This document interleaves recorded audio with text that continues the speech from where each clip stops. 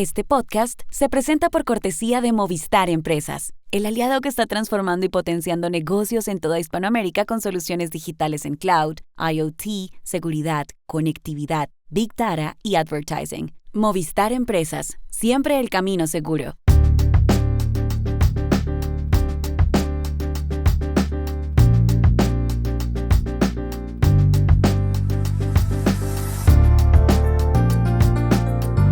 Hoy les hablaremos de Trump, Jimmy Kimmel y la libertad de prensa. También de una condena por los falsos positivos en Colombia. Y de si Estados Unidos atacará a los carteles de la droga igual que a Al Qaeda. Hola, bienvenidos a Y esto no es todo, el podcast del Georgetown Americas Institute de la Universidad de Georgetown en Washington, D.C. Soy Juan Carlos Iragorri, desde Madrid. Soy Ushi Levy desde Bogotá. Soy Jorge Espinosa y también estoy en Bogotá. Es viernes 19 de septiembre y esto es algo que usted debería saber hoy.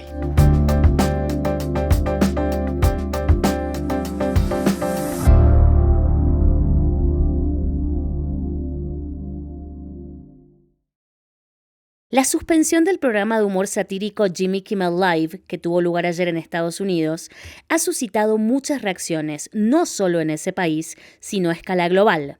La medida la adoptó la cadena ABC, que emitía el espacio desde el año 2003. ABC tomó la determinación luego de que el presidente de la Federal Communications Commission, la FCC, Brendan Carr, dijera que si la cadena no actuaba, tendría que intervenir. Todo fue por un comentario que Kimmel hizo sobre el asesinato del activista conservador Charlie Kirk. Lo que dijo Kimmel el lunes fue esto. Hemos tocado fondo el pasado fin de semana con la pandilla MAGA, Make America Great Again, partidaria de Trump, tratando de caracterizar al muchacho que mató a Charlie Kirk como algo muy distinto a uno de ellos para lograr beneficios políticos. We hit some new lows over the weekend with the MAGA gang desperately trying to characterize this kid who murdered Charlie Kirk as anything other than one of them and doing everything they can to score political points from it. El presidente Donald Trump celebró la salida del aire de Jimmy Kimmel. Dijo que sucedió por el bajo rating del programa, por la falta de talento del presentador y porque Kimmel dijo cosas terribles de Charlie Kirk. Agregó que ABC ha debido despedirlo mucho antes. Well, Jimmy Kimmel was fired because he had bad ratings more than anything else, and he said a horrible thing about a great gentleman known as Charlie Kirk. And Jimmy Kimmel is not a talented person. He had very bad ratings, and they should have fired him a long time ago. So, you can call that free speech or not. He was fired for lack of talent. Pero además Trump, que cumple una visita de Estado en el Reino Unido, dijo que la cadena NBC debería despedir ahora al presentador de su programa Jimmy Fallon, tal como hizo CBS, que en julio anunció que el espacio de Stephen Colbert iría solo hasta mayo de 2026. El asunto es que mucha gente en Estados Unidos cree que todo esto constituye un ataque claro de la Casa Blanca a la libertad de prensa. Juan Carlos, vos, que has sido por años corresponsal en Washington, ¿crees que eso es así? Pues Ushi, para empezar hay quienes creen que los comentarios de Jimmy Kimmel sobre el asesinato de Charlie Kirk no eran tan ofensivos en un programa de humor satírico presentado por un comediante. Pero eso son opiniones. Ahora bien, en cuanto a la pregunta, mucha gente considera que Donald Trump tiene una actitud hostil hacia la prensa y la presiona. Por ejemplo, algunos señalan que la cancelación del Late Show de Stephen Colbert, que era muy crítico del presidente, se produjo porque la compañía dueña de CBS, la Paramount, necesitaba fusionarse con Skydance en una operación de $8.400 millones que requería la aprobación del gobierno. El presidente quiere además que NBC despida a Jimmy Fallon. Y ayer, a bordo del Air Force One, de regreso de Londres, dijo que él leyó en alguna parte que el 97% de las opiniones de los late shows son en contra suya, son negativas, a pesar de que él ganó ampliamente las elecciones, incluso en los estados bisagra, en los estados columpio. Y agregó Trump, ojo, que las licencias de esas cadenas podrían ser suspendidas por Brendan Carr.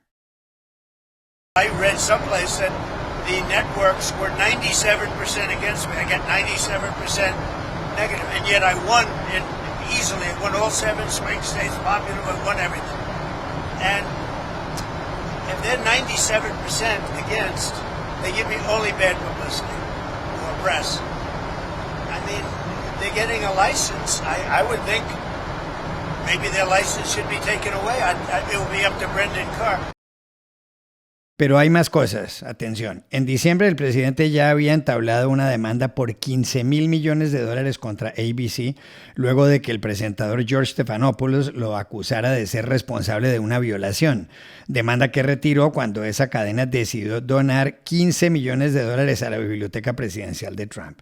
CBS le hizo otra donación de $16 millones a la misma biblioteca para evitar una demanda enorme por haber editado supuestamente mal una entrevista con Kamala Harris. A mediados de julio, Donald Trump demandó también por $10 mil millones a The Wall Street Journal por informar sobre una supuesta tarjeta de cumpleaños que el hoy mandatario le habría enviado en 2003 al pederasta Jeffrey Epstein. Y este martes, y concluyo con esto, el presidente demandó por $15 mil millones este martes a The New York Times, al que le atribuye ser la voz del Partido Demócrata. Habrá que ver cómo termina esto, porque ayer mismo, la presidenta del diario, Meredith Kopit Levin, dijo que el periódico, que en la bolsa vale menos de $10 mil millones, no dará marcha atrás.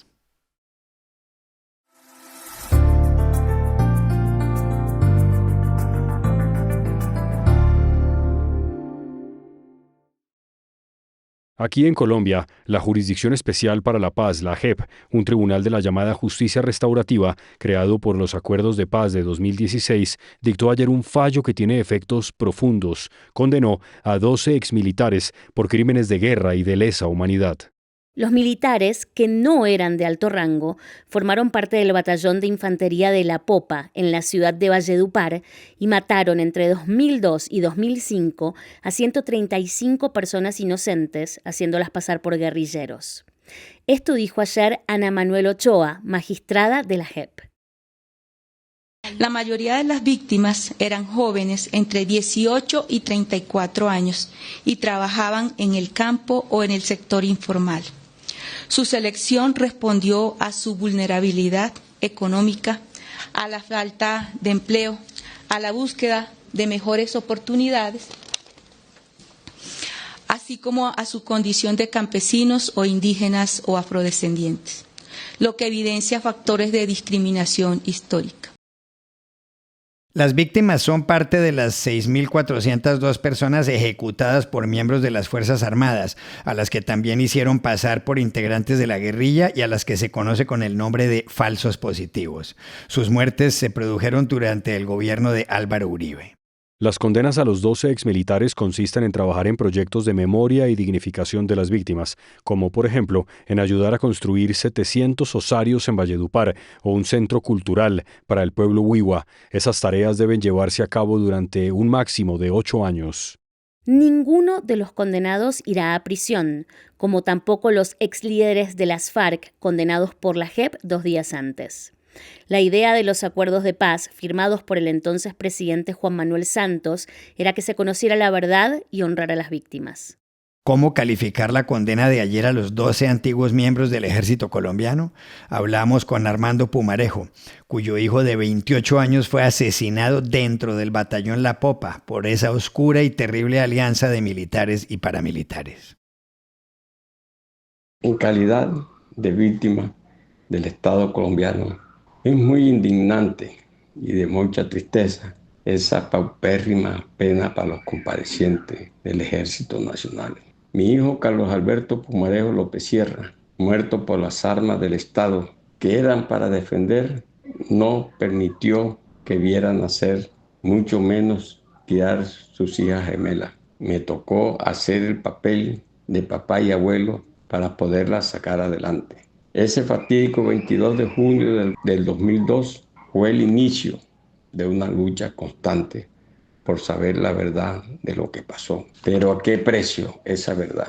Hoy los culpables gozan de plena libertad, amparados por una pena restaurativa, que en nada nos favorece a nosotros en calidad de víctimas. En toda Colombia, las víctimas siempre fuimos abandonados. En el proceso de paz nunca se habló de resarcir el daño causado, el estigma a las víctimas. Solamente nos tocó pasar el dolor que colocamos nuestros familiares para que las almas para las cuales fueron creadas nos los arrebataron de esta vida.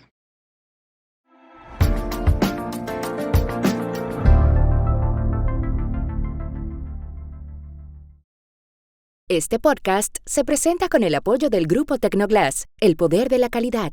Diseñamos, fabricamos y comercializamos vidrios, ventanas y fachadas de calidad mundial. Más información en www.tecnoglass.com. Crece la tensión entre Estados Unidos y Venezuela. El martes, antes de abordar un helicóptero, el presidente Donald Trump dijo que en las últimas semanas su país ha destruido en aguas internacionales no 2, sino 3 embarcaciones con droga procedentes de las costas venezolanas. Además, le advirtió al régimen de Nicolás Maduro, sin mencionar al presidente, que deje de enviar narcóticos a Estados Unidos y que deje de enviar también a integrantes del Tren de Aragua, organización considerada por Washington como terrorista. Stop sending Tren de Aragua into the United States. Stop sending drugs into the United States. We knocked off actually 3 boats, not 2, but you saw 2. And the problem is there are very few boats out in the water. El mismo día, en una audiencia en el Capitolio en Washington, el director del FBI, Kash Patel, dijo que el gobierno de Trump había designado como grupos terroristas a los cárteles de la droga porque deben ser tratados igual que a grupos como Al-Qaeda tras el 11 de septiembre. That the Trump administration has designated these cartels and narco-traffickers as foreign terrorist organizations is because we must treat them like the foreign terrorist organizations post 9/11. We must treat them like the Al-Qaedas of the world because that's how we're operating. Todo esto ha hecho que algunos piensen que los ataques contra los carteles de la droga latinoamericanos no serán solo como los que Estados Unidos lanzó contra las 3 lanzas, la primera de las cuales fue destruida el pasado 2 de septiembre, sino mucho más agresivos y contundentes. ¿Qué se puede esperar entonces? ¿Qué dice la Casa Blanca, aunque Trump haya señalado ayer que no está pensando en un cambio de régimen en Venezuela? Llamamos a Washington, D.C. a la periodista y corresponsal Dori Toribio.